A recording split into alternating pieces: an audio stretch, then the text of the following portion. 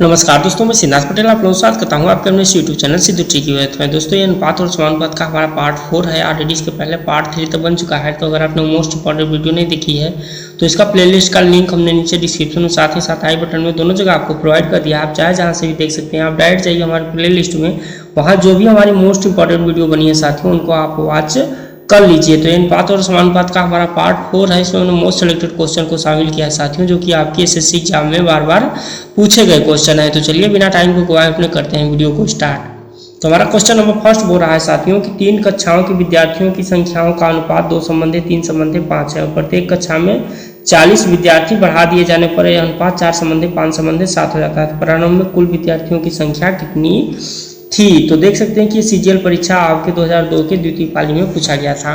तो बोल क्या रहा है कि पहले विद्यार्थियों की संख्या 2 संबंधी 3 संबंधी 5 के अनुपात में थी और जब प्रत्येक कक्षा में 40 विद्यार्थी आपके बढ़ा दिए जाते हैं तब यह अनुपात 4 संबंधी 5 संबंधी 7 हो जाता है। तो प्रारंभ में कुल विद्यार्थियों की संख्या हमसे पूछ रहा है।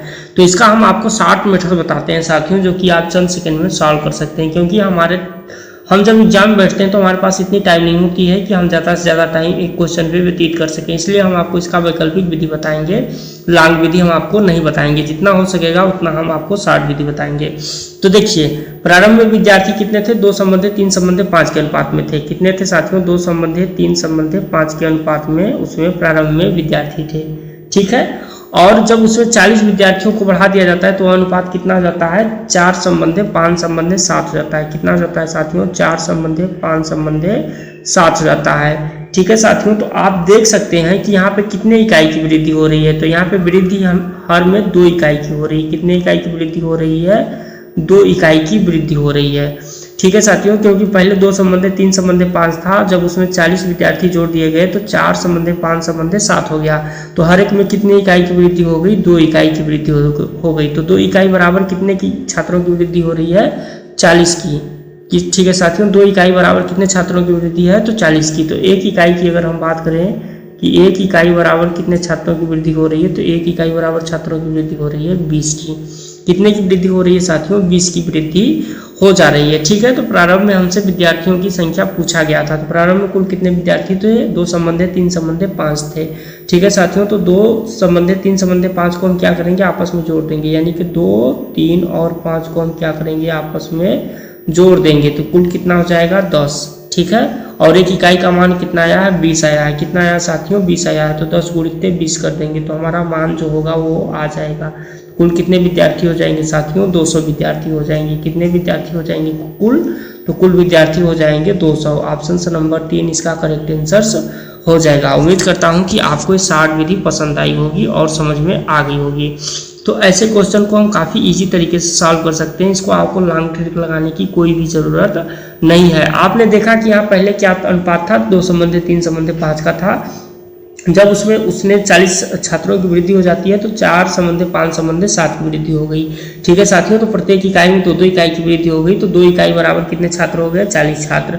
तो 1 इकाई बराबर कितने छात्र हो जाते हैं? 20 छात्र। तो प्रारंभ में कुल कितने छात्र हो जाएंगे? तो 2 + 3 + 5 बराबर 10। 10 गुणित 20 बराबर 200 छात्र। ठीक है साथियों। बढ़ते हैं नेक्स्ट क्वेश्चन की तरफ।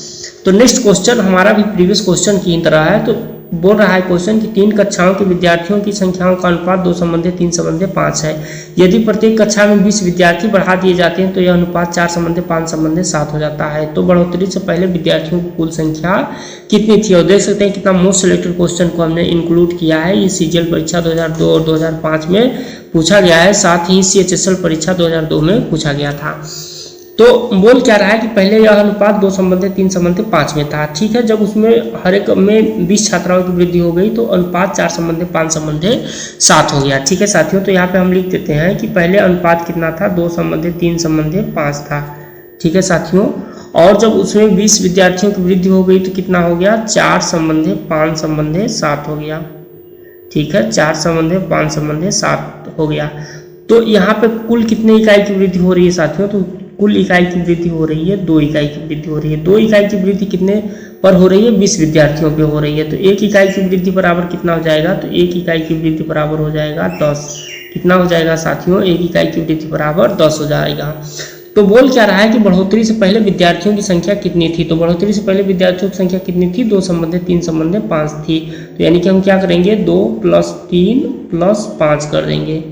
तो 2 + 3 5 और 5 10, कितना हो गया साथियों, 10 की बढ़ोतरी हो गई। और एक इकाई का मान कितना आया है, 10 आया है। तो 10 इकाई का मान कितना हो जाएगा, तो 10 × 10 हो जाएगा। कितना हो जाएगा साथियों, 10 × 10, यानी कि कुल कितना हो जाएगा, 100 हो जाएगा। कितना हो जाएगा साथियों, 100 हो जाएगा। ठीक है साथियों, ऑप्शन नंबर 3 इसका करेक्ट आंसर हो जाएगा। तो पहले विद्यार्थियों की कुल संख्या कितनी थी, 100 थी।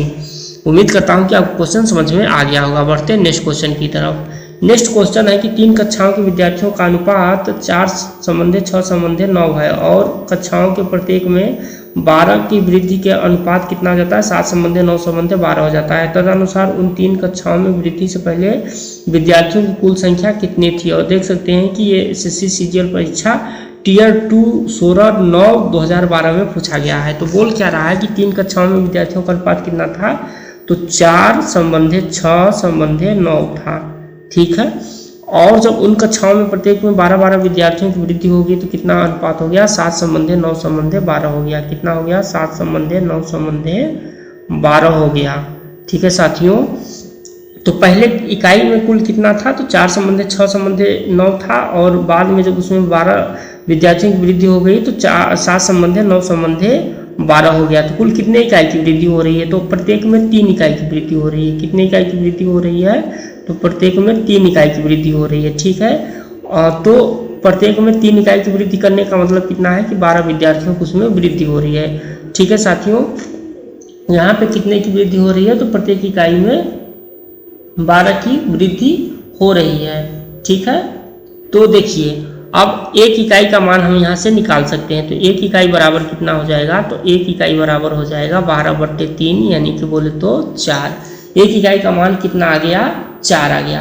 तो हमसे कुल विद्यार्थियों की संख्या पूछी जा रही है कि वृद्धि से पहले विद्यार्थियों की कुल संख्या कितनी थी, यानी प्रारंभ में कुल विद्यार्थियों की संख्या कितनी थी। तो हम क्या करेंगे, 4 + 6 + 9 गुणित कितना कर देंगे, 4 कर देंगे। ठीक है, तो 6 4 10 और 9 कितना हो जाता है, 19। 19 गुणित हम 4 कर देंगे तो 19 चौका कितना होता है, 76 होता है।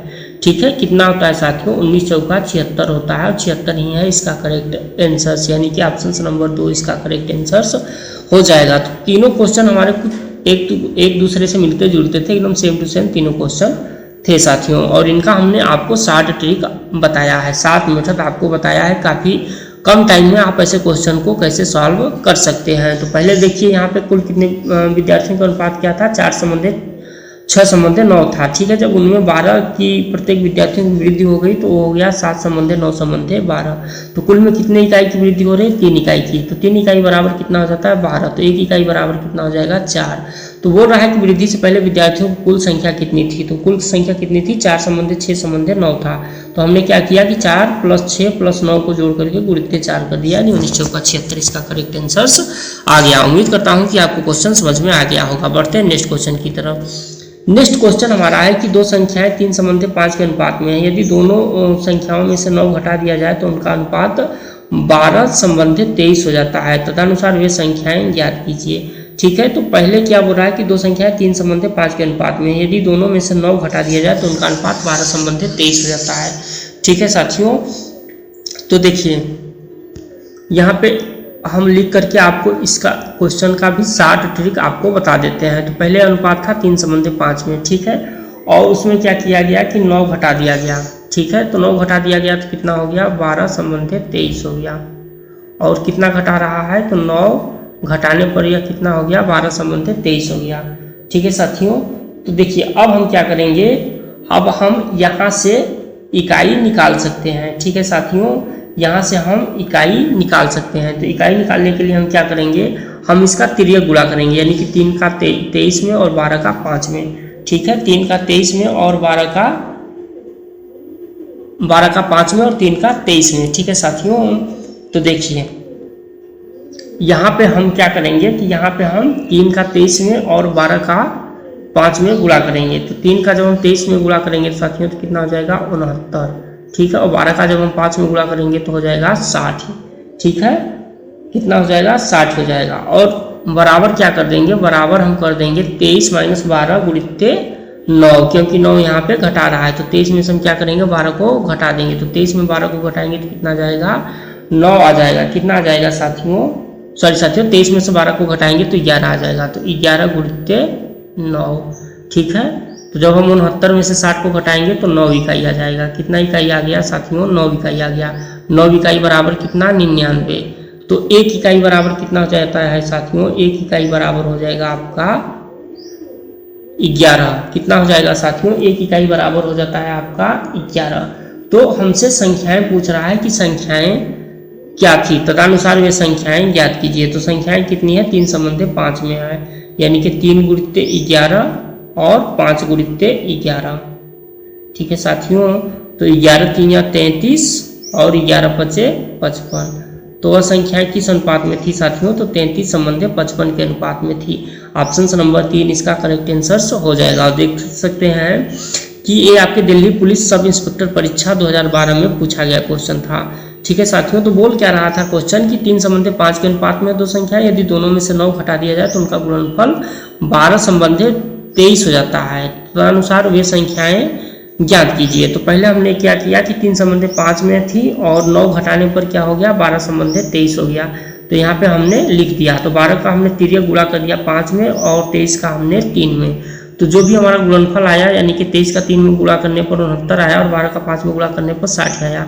तो 69 में से हमने 60 को घटा दिया और जो हमारी इकाई घट रही थी साथियों, जो हमारी इकाई घट रही थी, जैसे कि 23 में से हमने 12 को घटा करके 9 से गुणा कर दिया तो कितना आया, 99। 9 इकाई बराबर 91। तो 1 इकाई बराबर कितना हो जाता है, 1 इकाई बराबर हो जाता है 11। तो हमसे वे संख्याएं ज्ञात करने के लिए बोला गया था। तो संख्याएं 3 संबंधे 5 के अनुपात में थी, तो 3 में हमने 11 का गुणा कर दिया, 5 में हमने 11 का गुणा कर दिया।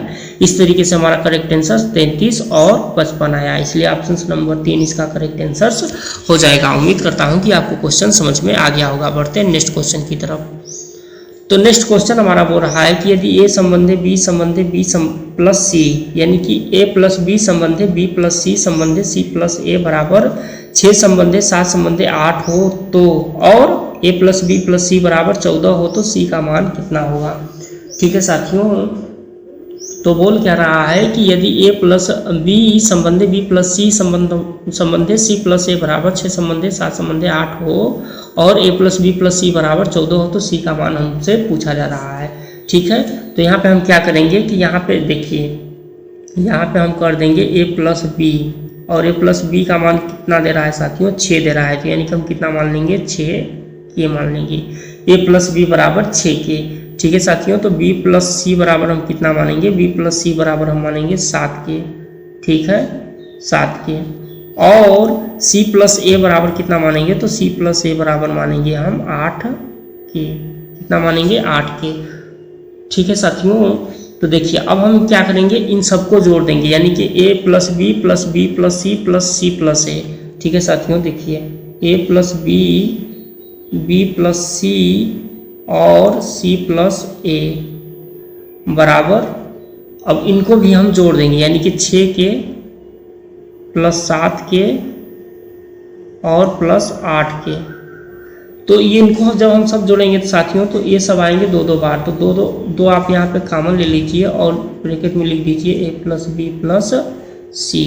ठीक है, तो a प्लस बी प्लस सी बराबर कितना हो जाएगा, 8 7 15 6 21। कितना हो जाएगा साथियों, 21 के हो जाएगा। ठीक है, तो a प्लस बी प्लस सी बराबर कितना हो जाएगा, तो a प्लस बी प्लस सी बराबर 21 के हो गया, 2 ब्रैकेट में प्लस बी प्लस सी। और यहाँ पे देख सकते हैं कि a प्लस बी प्लस सी का मान दिया है कि 14। ठीक है साथियों, तो हम यहाँ पे क्या करेंगे, 2 गुणित 14 बराबर 21 के। ठीक है, तो अब आप क्या करेंगे, यहाँ पे हम इसका पक्षांतरण कर देंगे। ठीक है, इसका हम पक्षांतरण कर देंगे तो k बराबर कितना हो जाएगा, तो k बराबर हो जाएगा साथियों, k बराबर हो जाएगा 28/21। कितना हो जाएगा साथियों, 28/21 हो जाएगा। ठीक है, तो आप काट दीजिए 7 से, तो 7 चौका 28 और 7 तिरिका 21। तो k का मान कितना आ गया, 4/3 आ गया। ठीक है, तो यहाँ पे हमसे किसका मान पूछा गया था साथियों, तो यहाँ पे हमसे पूछा गया था c का मान। किसका मान पूछा गया था, तो यहाँ पे हमसे पूछा गया था c का मान साथियों। तो देखिए यहाँ पे c का मान हम ज्ञात कर सकते हैं। कैसे ज्ञात करेंगे तो देखिए हम आपको बताते हैं कि कैसे ज्ञात करेंगे। तो यहाँ पे हमको c का मान ज्ञात करना है, तो इसलिए हम c बराबर क्या करेंगे साथियों, इसीलिए c बराबर क्या हो जाएगा आपका a plus B plus C minus a और a प्लस बी।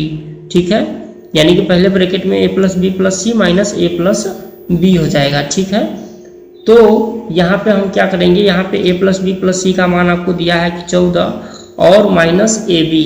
तो माइनस ए बी निकालने के लिए हम क्या करेंगे कि 6 गुणित्ते यहाँ पे k का मान आया हुआ है 4/3, तो 4/3 आप कर दीजिए। तो 3 से कटा 2 बार में, 4 दूना के 8, यानी 14 में से कितना हम घटाएंगे, 8 घटाएंगे। तो 14 में से 8 घटाएंगे तो हमारा कितना मान आ जाएगा, 6 आ जाएगा। कितना मान आ जाएगा साथियों, 6 आ जाएगा।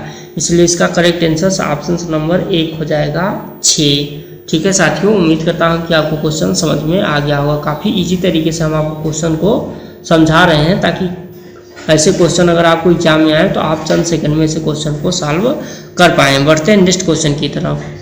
तो सॉरी साथियों, आज की वीडियो का लास्ट क्वेश्चन था। इसमें हमने मोस्ट सिलेक्टेड 5 क्वेश्चन को शामिल किया था साथियों, जो कि आपके एसएससी एग्जाम में बार बार पूछे गए क्वेश्चन हैं। तो आज की वीडियो आपको कैसी लगी कमेंट बॉक्स में कमेंट करके ज़रूर बताइएगा। अगर आप चैनल पहली बार विजिट कर रहे हैं तो कृपया चैनल को सब्सक्राइब कर दीजिएगा, वीडियो को लाइक शेयर और कमेंट जरूर कर दीजिएगा। चलिए मिलते हैं नेक्स्ट वीडियो में, तब तक के लिए जय हिंद।